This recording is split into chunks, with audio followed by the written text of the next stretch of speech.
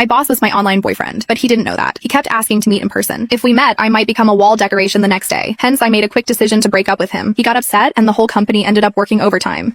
How should I put this? For the sake of my mental and physical health, maybe getting back together with him wouldn't be such a bad idea. I was dating my boss online. Meeting in person? That was never going to happen. He didn't even know his online girlfriend was one of his employees. Lately, my boss had been in a bad mood. Everyone could feel it, so everyone had been extra careful. Even the usual breaks had been cut short. The boss had been working crazy hours, and no one dared leave before him. So our workdays had stretched to 11 p.m. or 12 a.m., and I was starting to get dark circles under my eyes. My skin had been looking worse too. To be honest, I felt like I was probably the only one who knew the real reason behind his bad mood, but I couldn't tell anyone. The boss had had his heart broken, and unfortunately, the one who broke his heart was me. He didn't know that though. It all started when my online boyfriend of 2 years wanted to meet up in person. We met on social media. He had posted something asking for advice. Why can't I find a girlfriend? I clicked on it, and the post said, I'm a man, 6'2", 183 lbs, 25 years old, Ivy League graduate with a master's in management and engineering. I'm currently the vice president of a listed company with an annual salary starting at $500,000. I own a car and a house, but my looks are just average. I've never had a girlfriend. So what's the issue? The comment section was full of sarcastic remarks. Ugh, someone's fishing for compliments. Is this guy living in a dream world? Ivy League grad, just 25 and already a VP? Come on, get real. As we all know, only family-run businesses give young people such high positions, but most of those rich kids study abroad. Being in a playful mood, I commented, maybe it's the looks. Post a photo and let's see. Then I closed the app. Not long after, I got a private message from the poster. Hi, can I send it to you privately? Though confused, I enjoy some drama, so I replied, sure. Then he sent me a photo. I almost spat my coffee out. He said he was 6'2". I'd believe 5'0", maybe. It was a selfie, with his face covered by his hand, and the angle made his head look huge and his body tiny. His hair was sticking up like he'd just used some kind of hair gel, and he was wearing thick black-rimmed glasses, making him look both nerdy and awkward. But despite all that, his face was actually fine. Even though it was partially obscured, I could tell his lips, nose, and eyes all screamed handsome. Still, there was something about him that seemed oddly familiar. I mentally shouted, there are actually guys who don't realize they're good-looking, while zooming in and out of the photo multiple times. With my helpful mindset, I typed out a few tips. Your clothes and selfie skills need work. Try frameless glasses, or better yet, wear contacts. And change your shooting angle. Tilt the phone slightly, making sure the charging port leans toward you. Also, try pants that are a bit looser, like casual black ones. He replied, thank you so much. Oh, I didn't think much of it and moved on, but the next day, he sent me photos of his makeover, taking my advice to heart. The day after that, again. Then it went on for a few more days. I was getting tired of it when he suddenly asked if he could add me as a friend on Facebook and offer me a thank you gift. If someone was offering money, I'd be crazy not to take it, so I gave him my profile link. Moments later, an account with a familiar profile picture sent me a friend request. Wait, wasn't this my boss? I panicked, almost accidentally accepting his friend request. My heart sank, and I quickly restricted the visibility of all the previous posts on my feed. My brain raced, wondering if I'd somehow linked my private Facebook account to my company info. Meanwhile, he was typing for what felt like forever before sending a message. Thanks for all the help these past few days. Here's a little something for you. And then he sent me $7,000 via MetaPay with the note, voluntary gift. I was speechless. I compared his profile with the photo he sent me. It was the same guy, and he was indeed the boss of my company. I couldn't believe the sheer absurdity of the situation, but after some hesitation, I accepted the money. After all, he didn't know it was me.